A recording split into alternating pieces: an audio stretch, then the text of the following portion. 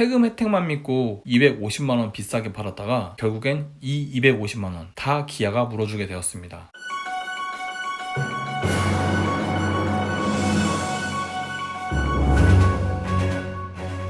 안녕하세요. 가격표번역기 차퍼고입니다. 2부에서는 차퍼고가 제안하는 최상의 가성비 조합에 대해 설명드리겠습니다. 최대한 저렴하게 타고 싶다 싶으신 분은 프레스티지에 드라이브 와이즈 추가하셔가지고 3,753만원에 구매하시는 걸 추천드립니다. 하이브리드는 프레스티지가 기본 등급입니다. 그래서 웬만한 옵션은 다 들어가 있어요. 전좌석 가죽 시트에 앞좌석 열선 시트, 통풍 시트까지 적용되어 있고요. 거기에 뒷좌석 아이들을 위한 열선 시트도 적용되어 있습니다. 뒷좌석 열선 없는 패밀리카는 생각할 수가 없긴 하죠. 오토홀드가 되는 전자식 파킹 브레이크에 원격 시동이 가능한 버튼 시동 스마트키도 기본 적용입니다. 전자식 다이얼 변속기도 2.2 디젤은 노블레스나 가야 달리지만 하이브리드는 프레스티지부터 기본 적용입니다. 거기에 후방 카메라가 포함된 8인치 디스플레이를 달아주기 때문에 굳이 95만원 줘가면서 12.25인치 유보 내비게이션 넣을 필요 없습니다. 독립제어 풀 오토 에어컨도 뒷좌석에 아이들을 태우시는 분이라면 꼭 생각해봐야 할 옵션인데요. 아이들을 태우고 다니려면 안 그래도 정신없는데 수동 에어컨으로 온도 조절, 풍량 조절하면 더 정신없죠. 그렇기 때문에 에어컨은 오토로 되어 있는 게 맞습니다. 스마트 파워 테일게이트도 뭐 셀토스나 니로 같은 차야 차도 낮고 트렁크도 크지 않아서 수동이어도 상관없지만 소렌토 같이 차가 크면 테일게이트도 크기 때문에 그냥 손으로 들어 올리고 닫기에는 좀 버거운 감이 있습니다. 여성분들의 경우 이런 차 트렁크 닫기가 좀 난감해질 수도 있죠. 거기에 아이들 장난감이나 자전거 같이 트렁크에 자주 넣어두고 꺼내 쓰실 분들이라면 그냥 전동 테일게이트 있는 게 속 편합니다. 가장 싸게 구매해야 될 조합임에도 불구하고 드라이브 와이즈를 넣어줘야 하는 이유는 일단 후추방 충돌 방지 기능이 포함된 사각지대 경고장치가 안전운전에서 매우 사용 빈도가 높은 기능이기 때문입니다. 거기에 안전하차 보조와 전자식 차일드락은 아이들을 뒤에 태우시는 분이라면 꼭 있어야 할 옵션이죠. 스마트 크루즈도 정차에서 재출발까지 지원하기 때문에 한적한 도로뿐만 아니라 밀리는 길에서도 사용하기 너무 좋습니다. 유보 내비를 넣지 않아서 고속도로 주행 보조를 지원하지 않기 때문에 별로인 거 아니냐고요? 네, 아닙니다. 어차피 고속도로 주행 보조의 핵심이 고속도로 과속 단속 카메라 앞에서 속도를 줄여주는 게 핵심이거든요. 그런데 그냥 애초에 스마트 크루즈 컨트롤 속도를 한 110km로 놓고 다니면 카메라에 찍힐 일이 없습니다. 고속도로 주행 보조 없어도 차선 중앙으로 잘 가고요. 앞차와의 거리 잘 띄우고 다닙니다. 1번 조합이 2번 조합에 비해 부족한 게 있는데요. 유보 내비게이션 없습니다. 하지만 앞에서도 이야기했다시피 8인치 디스플레이도 스마트폰 연결하면 애플 카플레이나 안드로이드 오토로 티맵이나 카카오맵이 사용 가능하기 때문에 굳이 유보 내비게이션은 필수가 아니에요. 전좌석 세이프티 파워 윈도우도 없는데요. 뒷좌석에서 창문을 열면 뭐 얼마나 열고 닫겠습니까? 앞좌석만 원터치 되면 됐지 뒷좌석은 일반 파워 윈도우로도 충분합니다. 기아 페이 없는데요. 내비게이션에서 메뉴 누르고 페이 켜는 게 빠를까요? 아니면 지갑에서 카드 꺼내는 게 빠를까요? 삼성페이급으로 알아서 되지 않는 이상 사용하기 쉽지 않습니다. 웬만한 옵션은 다 있었으면 좋겠다 하시는 분은 프레스티지에 드라이브 와이즈 10.25인치 유보 내비게이션 추가하셔서 3,848만원에 구매하시는 걸 추천드립니다. 1번 조합 대비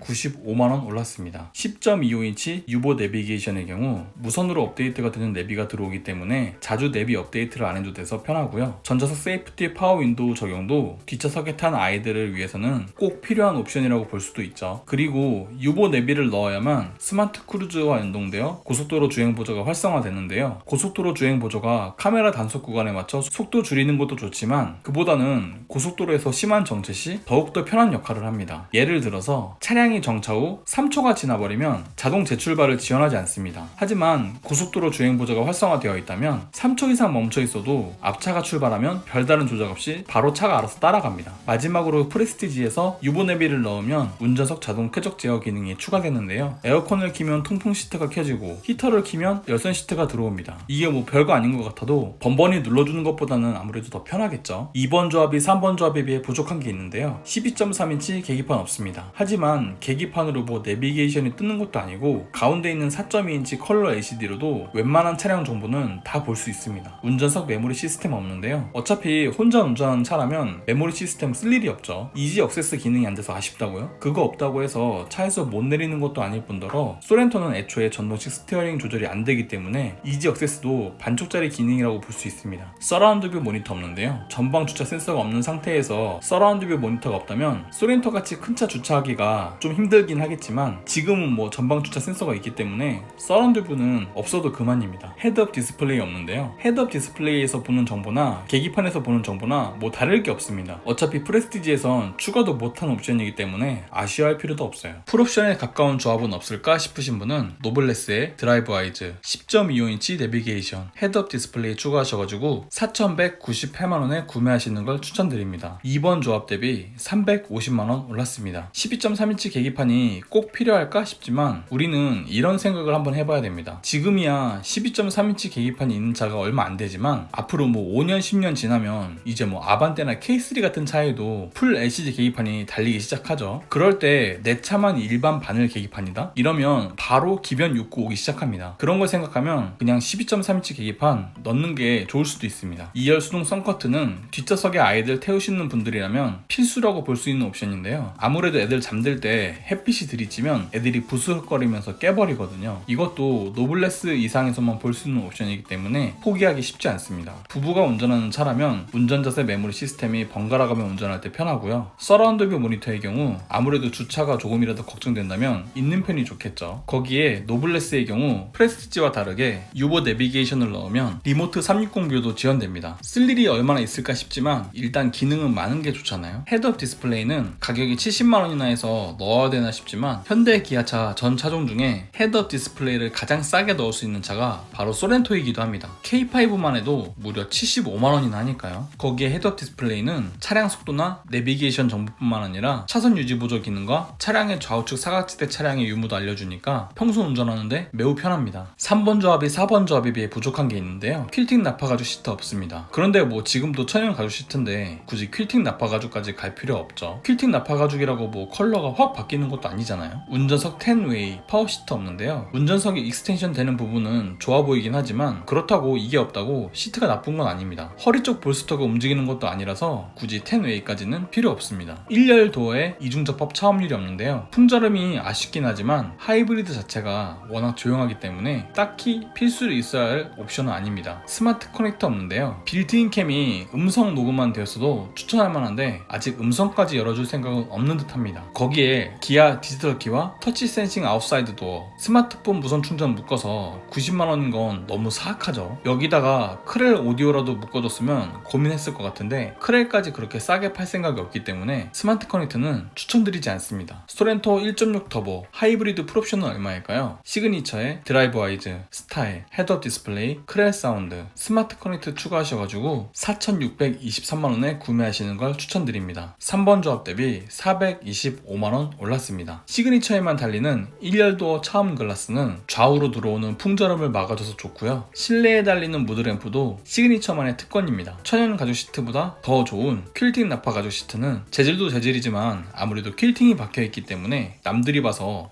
이 차 뭐야? 심상치 않은데? 이런 느낌을 주죠. 스마트 커넥트의 빌트인 캠은 보조 배터리가 같이 들어가기 때문에 주차 중에도 녹화가 되고요. 버튼을 눌러주면 설정하기에 따라서 타임랩스도 찍을 수 있기 때문에 여행 갈 때 재밌는 영상 만들기도 좋습니다. 터치 센싱 아웃사이드 도어 핸들은 도어컵에 손을 집어넣으면 잠금이 해제되고 도어 핸들에 손을 대면 문이 잠기는데요. 이거 뭐 눌러서 잠그는 거랑 뭐 다를 게 있나 싶지만 사람이 원래 한두 가지 동작 더 추가되는 거에 귀찮냐 귀찮지 않느냐가 갈라지거든요. 그런 점에 있어서 터치식이 확실히 편하긴 합니다. 스타일을 넣을 경우엔 휠 인치가 17인치에서 19인치로 늘어나는 것뿐만 아니라 타이어도 컨티넨탈로 바뀌고요. 헤드램프 형식도 프로젝션 타입의 LED 헤드램프로 바뀌는데 방향 지시등까지 LED로 바뀌는 게 가장 크게 바뀌는 점입니다. 이 방향 지시등이 전구로 되어 있으면 좀 없어 보이긴 하거든요. 한눈에 보는 옵션표입니다. 가장 저렴하게 구매하실 분들은 1번 조합 3,753만원에 구매하시는 걸 추천드리고요. 각종 충돌 방지 보조에 가죽 열선 스티어링, 전자석 열선 시트, 앞좌석 통풍 시트, 스마트 크루즈 컨트롤, 전후방 주차 센서, 8인치 디스플레이, 다이얼 전자식 변속기, 풀 오토 에어컨, 전동식 테일게이트까지 챙기게 됩니다. 하지만 나는 정품 내비가 필요하다 싶으신 분이라면 95만원 더 주시고 2번 조합 3,848만원에 구매하시면 되는데요. 10.25인치 유보 내비게이션과 전자석에 세이프티 파워 윈도우가 적용됩니다. 하지만 나는 거의 모든 옵션을 즐기고 싶다 싶으신 분이라면 350만원 더 주시고 3번 조합 4,198만원에 구매하시면 되는데요. 12.3인치 LCD 계기판과 2열 수동성 버튼, 천연 가죽 시트, 운전석 메모리 시스템, 서라운드 뷰 모니터, 후측방 모니터, 헤드업 디스플레이까지 챙기게 됩니다. 나는 그런 거 모르겠고 그냥 그냥 풀옵션으로 사야겠다 싶으신 분이라면 425만원 더 주시고 4번 조합 4623만원에 구매하시면 되는데요. 1열 도어에 차음 글라스가 들어오고 앰비언트 무드램프에 필팅 나파 가죽 시트, 후방 주차 충돌 방지, 크렐 오디오, 빌트인 캠, 터치 센싱, 아웃도어까지 들어오게 됩니다. 프레스티지가 워낙 기본 구성이 좋기 때문에 저라면 2번 조합으로 해서 유보 내비까지 넣을 것 같긴 하지만 가격을 보니 2번과 3번 차이가 350만원 정도밖에 안 되기 때문에 36개월 할부로 녹여서 차 산다 생각하면 3번 조합까지도 생각해 볼 만하다고 봅니다. 경쟁 차종 크기 비교해 보겠습니다. 소렌토가 많이 커지긴 커졌습니다. 특히 차 길이와 휠베이스가 동급인 산타페에 비해 좀 큰데요. 산타페는 소렌토에 비해 길이는 40mm, 휠베이스는 50mm, 좌우폭도 10mm나 작습니다. 이 정도 차이면 얼마 안 되는 것 같긴 하지만 실제로 봤을 때 느껴지는 전체적인 부피 차이가 무시할 수 없는 부분이고요. 펠리세이드는 소렌토에 비해 길이는 170mm,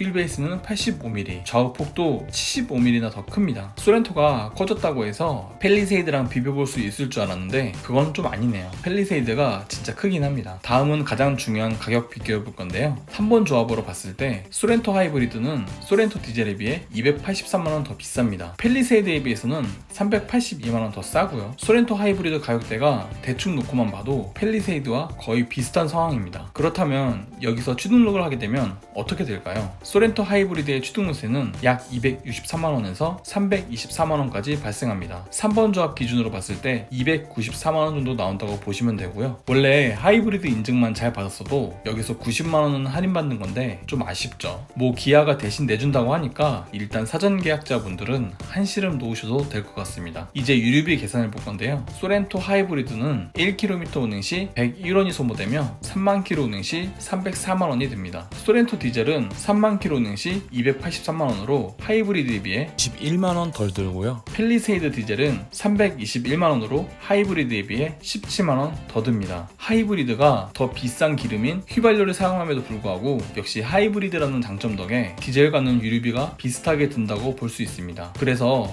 굳이 유류비 때문에 디젤을 고를 필요는 없어진 거예요. 그래서 기름값을 똑같이 500만원 쓴다고 생각하면 소렌토 하이브리드는 49,355km를 가지만 소렌토 디젤은 52,963km로 약 3,608km를 더 가게 되고요. 펠리세이드는 46,667km로 약 2,688km를 덜 가게 됩니다. 그래프로 보면요, 소렌토 디젤과 주행거리가 많이 차이 나는 것 같지만 사실상 주유 4번 정도 차이 난다고 보시면 되죠. 자, 이제 유류비와 자동차세, 취등록세까지 포함한 3년 6만 km 유지비 비교해 보겠습니다. 소렌토 하이브리드의 3년 6만 km 운행시 유지비는 약 989만원입니다. 그에 비해 소렌토 디젤은 1012만원으로 소렌토 하이브리드에 비해 23만원 더 들고요. 펠리세이드는 1135만원으로 소렌토 하이브리드에 비해 약 146만원 더 듭니다. 이상하죠? 분명히 하이브리드가 취등록세와 연비해서 2.2 디젤에 비해 떨어졌는데 희한하게 3년 6만 km 유지비는 오히려 덜 들어갑니다. 그건 바로 자동차세의 마법 때문인데요. 1600cc 하이브리드는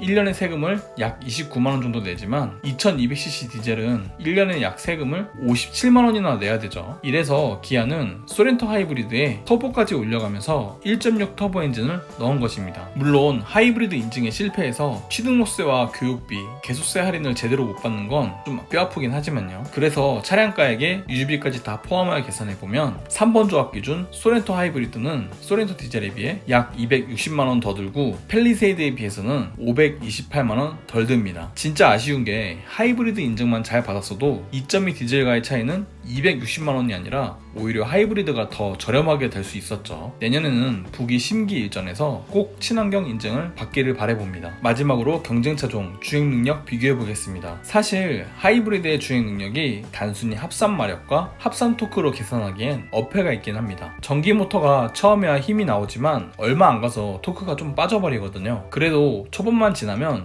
바로 터보 엔진이 힘을 내어주기 때문에 고속도로에서 운전하기에는 큰 문제 없습니다. 산타페 2.0 터보 가솔린 엔진과 비교해봐도 크게 뒤처지지 않는 게 바로 이 터보 하이브리드 조합인데요. 마력이야 2.0 터보가 좀 좋긴 하겠지만 연비만 놓고 보면 소렌토 1.6 터보 하이브리드가 월등하게 뛰어나죠. 가격표 한 줄 평해보겠습니다. 하이브리드 인증만 잘 받았어도 참 좋았을 것 같은데 세금 혜택만 믿고 250만원 비싸게 팔았다가 결국엔 이 250만원 다 기아가 물어주게 되었습니다. 이로써 차파고가 제안하는 최상의 가성비 조합은 끝났고요. 도움이 되었다면 구독과 좋아요, 도움이 되지 않았다면 보셨다면 싫어요를 꼭 눌러주세요. 그리고 더 궁금한 점이 있으시다면 카카오톡에서 차 파고 단톡방에 와보시길 바랍니다. 감사합니다.